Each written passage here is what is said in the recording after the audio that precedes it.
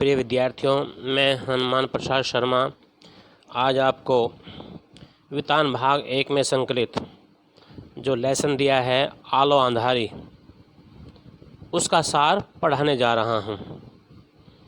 यह एक ऐसी लड़की की कहानी है जिसका जन्म जम्मू कश्मीर में हुआ था। 13 वर्ष की आयु में इनका विवाह इनसे दोगुनी आयु के व्यक्ति से होने के कारण 7वीं कक्षा में ही इन्हें अपनी पढ़ाई छोड़नी पड़ी। विवाह के 12-13 वर्षों के बाद पति के अत्याचारों से आहत होकर ये अपने 3 बच्चों के साथ पति का घर छोड़कर दुर्गापुर से फरीदाबाद आ गई। कुछ समय पश्चात ये गुड़गांव चली आई। बांग्ला में लिखी एवं हिंदी में अनुदित आलो अंधारी इनकी एकमात्र पुस्तक है और जो पाठ की लेखिका बेबी हालदार है, अब वर्तमान में ये गुड़गांव में घरेलू नौकरानी के रूप में कार्य कर रही हैं। तो बच्चों आइए, ये तो मैंने इस बेबी हालदार के जीवन के विषय में थोड़ा सा परिचय दिया। आइए अब हम इसका पाठ का सार देखते हैं। आलो अंधारी बच्चों, इस शब्द का अर्थ है अंधेरे से उजाले की ओर। तो लेखिका बेबी हालदार ने पारिवारिक नौकरानी होते हुए भी अपनी लेखन प्रतिभा का परिचय दिया। उनकी रचना आलो अंधारी में उनके जीवन के कष्टों का, उनके जीवन के संघर्षों का वर्णन है। तो देखें लेखिका के जीवन के बारे में। तो लेखिका की पारिवारिक चिंताएं, सबसे पहले जो एक पारिवारिक चिंताएं होती हैं जो घेरे रहती हैं लेखिका को, उसके बारे में जानें। लेखिका अपने पति से अलग अपने दोनों छोटे बच्चों के साथ, उसके 2 बच्चे उसके साथ हैं, वैसे 3 हैं उसके, परंतु फ़िलहाल अब उसके साथ 2 छोटे बच्चों के साथ वह किराए के मकान में रहती थी। बिना किसी सहारे के अपना वह बच्चों का पालन पोषण करना ही उसकी चिंता का मुख्य कारण था। वह हमेशा काम की खोज में रहती थी। लेखिका हर किसी से कहती थी कि वह उसके लिए काम ढूंढे। रोज़ काम की तलाश में निकली लेखिका जब वापस आती तो पड़ोस की औरतें आकर पूछती कि काम मिला या नहीं। काम न मिलने पर वे उसको सांत्वना देती थी।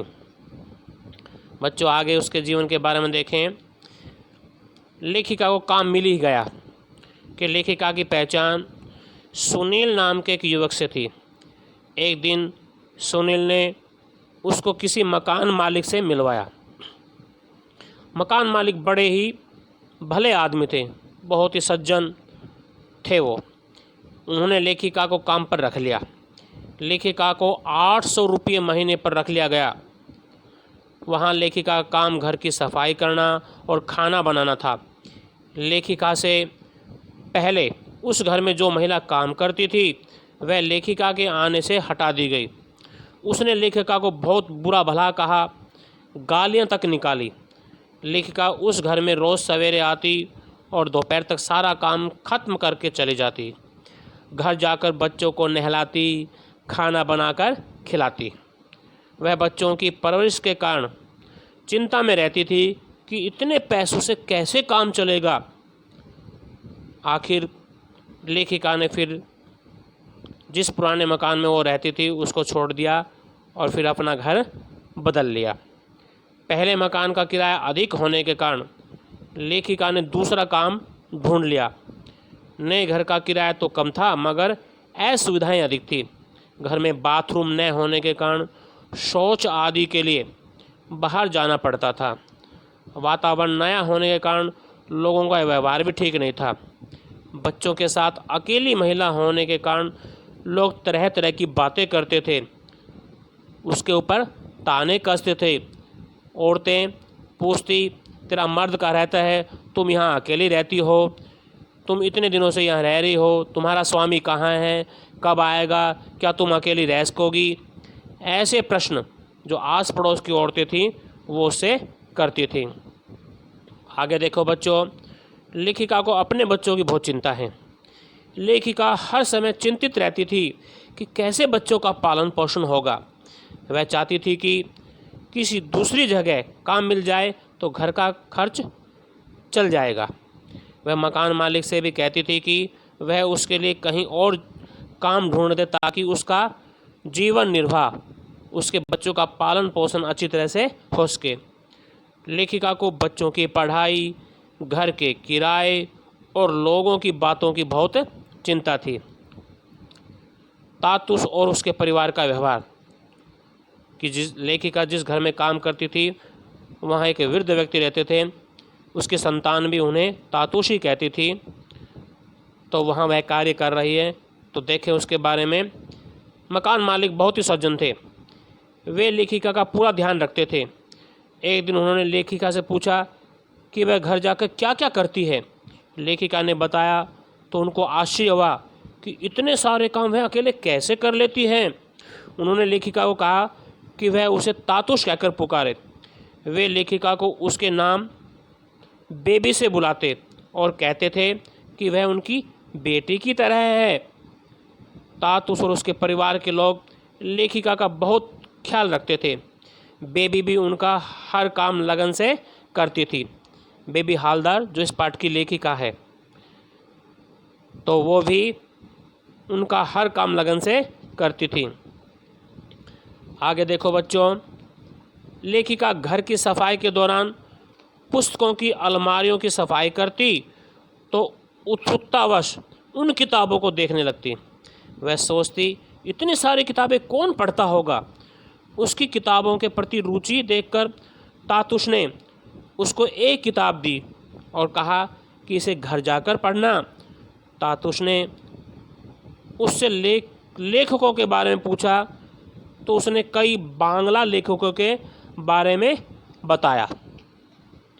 बच्चों आगे देखें, एक दिन तातुस ने उसे कॉपी और पेन देकर कहा कि वह समय निकालकर कुछ न कुछ जरूर लिखे। इतने सारे काम के बीच लेखन के लिए समय निकालना बड़ा मुश्किल था। तातुस के बार बार उत्साह बढ़ाने पर लेखिका रोजाना कुछ पृष्ठ लिखने लगी।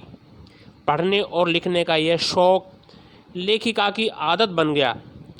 उसे इस काम में आनंद मिलने लगा कि वह लिखकर बड़ा खुश रहने लगी। आगे देखो, लेखिका का बच्चों के साथ अकेले रहना समाज में लोगों को सहन नहीं हो रहा था। अक्सर लोग उससे छेड़खानी करने की कोशिश करते। लोगों की बेमतलब की बातों से वह परेशान हो जाती। किराए के नए मकान में भी ढेर सारी असुविधाएं थी।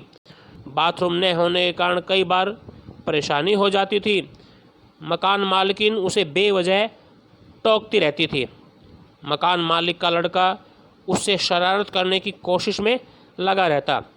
इन सब बातों के कारण लेखिका फिर नए घर की तलाश करने की सोचने लगी। आगे देखो बच्चों, एक दिन लेखिका काम से घर लौटी तो देखा कि मकान टूटा हुआ है और उसका सारा सामान बाहर खुले में पड़ा हुआ है। लेखिका रोने लगी, बच्चे भी रोने लगे क्योंकि माँ दुखी थी। माँ रोने लगी तो माँ को रोता हुआ देखकर उसके बच्चे भी रोने लगे। वह सोचने लगी कि अब क्या होगा, इतनी जल्दी दूसरा मकान कैसे ढूंढेगी। दूसरे घरों के लोग अपना सामान इकट्ठा कर नया घर तलाश करने चले गए थे, मगर वह बच्चों के साथ सारी रात खुले आसमान के नीचे बैठी रही। उसे दुख इस बात का था कि उसके साथ कोई मर्द नहीं है। उससे भी बड़ा दुख यह था कि उसके दो भाई नज़दीक ही रहते थे, मगर कोई भी उसका हाल पूछने नहीं आया। बच्चों आगे देखें, तातुस को जब पता चला कि बेबी बेघर हो गई है तो उन्होंने उसे रहने के लिए अपने घर में एक कमरा दे दिया। इस प्रकार तातुस के घर में लेखिका का जीवन चलने लगा। उसे और उसके दोनों बच्चों को ठीक से खाना मिलने लगा। तातुस उनका बहुत ख्याल रखते। जब उनमें से कोई बीमार हो जाता तो वे उनकी दवा का प्रबंध करते। लेखिका उनका सद्व्यवहार देखकर, इस अच्छे व्यवहार को देखकर, इस आत्मीयता को देखकर दंग रह जाती और सोचती कि उसने कोई अच्छे कर्म किए थे, जो तातुस जैसा आदमी मिला, कि एक पिता जैसा, एक पिता के समान जो तातुस जैसा जो एक व्यक्ति, सज्जन व्यक्ति हैं, वो उसे मिला। अब लेखिका का एक बड़ा लड़का भी है, उसकी चिंता उसे रहती है। वह बड़ा लड़का उसके पास नहीं रहता था, उसकी फिक्र बहुत ज़्यादा करती है वो। तो लेखिका का बड़ा लड़का कहीं चला गया था, उसे हर समय यह भी चिंता रहती थी कि वह कहाँ होगा। उसका मन उदास हो जाता। यह उदासी तातुस को सहन नहीं हुई और उन्होंने उसके लड़के की खोज करनी आरंभ कर दी। तातुस के कारण वह अपने लड़के से मिल पाई। तातुस ने उसे वहाँ से निकालकर दूसरी अच्छी जगह काम दिलवा दिया था। लेखिका सोचती कि तातुस पिछले जन्म में उसके बाबा रहे होंगे। बांग्ला भाषा में बाबा पिता को ही कहते हैं बच्चों। तो लेखिका सोचती कि तातुस पिछले जन्म में उसके बाबा रहे होंगे, वे उसका कितना ध्यान रखते हैं। आगे देखो बच्चों, तातुस लगातार लेखिका का हौसला बढ़ाते रहते थे कि उसे लिखना चाहिए, ज़रूर लिखना चाहिए। उन्होंने अपने कई मित्रों को बेबी के बारे में बता दिया था। बेबी के लेखन के कुछ अंश उन्होंने उनके पास भी भेज दिए थे। उन लोगों को लेखिका का लिखना पसंद आया। वे भी लेखिका का उत्साह बढ़ाते और निरंतर उसे पत्र लिखते रहते। तातुस के छोटे लड़के अर्जुनदा, जो उसका छोटा लड़का तातुस का, उसका नाम है अर्जुनदा, के दो मित्रों के वहाँ आकर रहने से लेखिका का काम कुछ बढ़ गया था। मगर उन लोगों का व्यवहार इतना अच्छा था कि वह खुशी खुशी सारा काम करती थी। नए आए लोग भी उससे अपनों जैसा व्यवहार करते थे। वे बेबी के बच्चों का ख्याल रखते, बेबी को बच्चों की पढ़ाई लिखाई के विषय में अच्छी बातें बताते। बच्चों आगे देखें। तातुस ने सोचा कि सारा दिन घर का काम करते करते बेबी थक जाती होगी। उन्होंने उससे कहा कि वह रोज़ाना शाम के समय पार्क में अपने बच्चों के साथ घूमने चली जाया करे। इससे बच्चों का मनोरंजन होगा और उसका दिल भी बहल जाएगा। इस प्रकार वह पार्क में जाने लगी। पार्क में नए नए लोगों से मुलाकात होती। एक बंगाली लड़की से उसकी पहचान भी हो गई। मगर कुछ दिन बाद वह लड़की चली गई। उस लड़की के चले जाने और अपरिचित लोगों के दुर्व्यवहार के कारण लेखिका ने जल्द ही पार्क में जाना छोड़ दिया। आगे देखो बच्चों, लेखिका को किताब पढ़ने, अखबार पढ़ने और लिखने के कार्य में आनंद आने लगा। वह निरंतर लेखन कार्य करती रही। तातुस के जोर देने पर उसने उत्साह के साथ अपनी जीवन की घटनाओं को कागज़ पर उतारना शुरू कर दिया। घर की व्यस्त दिनचर्या के बीच लेखिका ने अपना लेखन जारी रखा। कोलकाता और दिल्ली के तातुस के दोस्त भी लगातार लेखिका का उत्साह बढ़ाते रहे। कोलकाता के मित्र ने लेखिका को आशापूर्णा देवी का उदाहरण देकर बताया कि वह भी कितने व्यस्त कामों के बीच लिखने के लिए समय निकालती थी। कि जब सब लोग सो जाते थे तो जो आशापूर्णा देवी थी रात के समय लिखती थी। इससे लेखिका बेबी का हौसला बढ़ा। लेखिका उन्हें जेठू कहकर संबोधित करने लगी थी। कोलकाता की एक अध्यापिका जिसका नाम था शर्मिला भी, जो शर्मिला थी, उसने भी लेखिका का उत्साह बढ़ाया। एक दिन अचानक लेखिका के बाबा उससे मिलने आ पहुँचे। बाबा पिता। उनके आने से उसे पता चला कि उसकी माँ का निधन हो गया है, कि अब उसकी माँ इस संसार में नहीं रही। उसके भाइयों को पता था मगर उन्होंने बताया नहीं। लेखिका काफ़ी देर बाद अपनी माँ की याद करके रोती रही कि उसे अपनी माँ याद आती तो उसकी अश्रुधारा बहने लगती थी। बाबा ने उसके बच्चों से भेंट की और उन्हें समझाया कि वे अपनी माँ का ख्याल रखें। आगे देखो बच्चों, लेखिका का कोलकाता और दिल्ली के मित्रों से पत्र व्यवहार शुरू हो चुका था। वे पत्रों के माध्यम से एक दूसरों का हाल चाल पूछते। शर्मिला दी के भी पत्र आते थे। वह चकित रह जाती यह पढ़कर कि लोगों को उसका लेखन इतना पसंद आ रहा है। शर्मिला दी उसे तरह तरह के उदाहरण देकर समझाती रहती। कभी कभी वह पूछती कि लेखिका को सजना संवरना कैसा लगता है। वह कहती थी कि दोनों कभी मिलेंगी तो एक दूसरे से सजने संवरने की बातें खूब करेंगी, खूब नाचेंगी।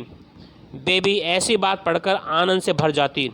वह सोचती थी कि अगर तातुस उससे न मिलते तो यह जीवन कहाँ मिलता, उसका जीवन वास्तव में नरक ही बना रहता।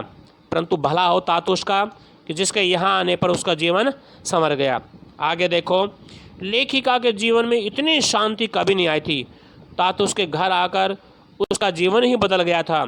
उसका बड़ा लड़का कहीं काम पर लगा था, छोटा लड़का और लड़की विद्यालय में पढ़ रहे थे। वह स्वयं तातुस की छत्र छाया में लेखिका बन गई थी। पहले लेखिका सोचती थी कि अपनों से बिछुड़कर कैसे जीते, मगर अब उसने जीना सीख लिया था। तातुस के साथ वह इतनी घुल मिल गई थी कि उन्हें हर समय परेशान करती रहती कि इस शब्द का अर्थ बताओ, इस शब्द का क्या अर्थ होगा। उसके बारे में जानने की इच्छा अपनी जताती रहती थी। उसे शब्द का अर्थ बताओ। लेखिका के आने से तातुस के जीवन में भी बाहर आ गई थी। उन्हें भी बेबी और उसके बच्चे अच्छे लगते थे। कभी कभी तातुस उसकी जिज्ञासा से परेशान हो जाते और कहते, जाओ बच्चों को तैयार करो, काम धाम करो। अंत में देखो बच्चों, आखिर वह दिन भी आ गया जब लेखिका की लेखन कला को पत्रिका में जगह मिली। लेखिका को पत्रिका मिली तो उसमें उसकी रचना छपी थी। शीर्षक था आलो अंधारी बेबी हालदार। लेखिका इतनी खुश हुई, इतनी प्रसन्न थी कि सारा काम धाम छोड़कर सबको अपनी रचना दिखाती घूम रही थी। तातुस के प्रति उसका मन कृतज्ञता से भर आया। उसने तातुस के पैर छुए और उनका आशीर्वाद प्राप्त किया। तो बच्चों, मैंने इस पाठ का सार आपको पढ़ाया। आपको यदि पसंद आए तो आप सब्सक्राइब अवश्य करना। धन्यवाद।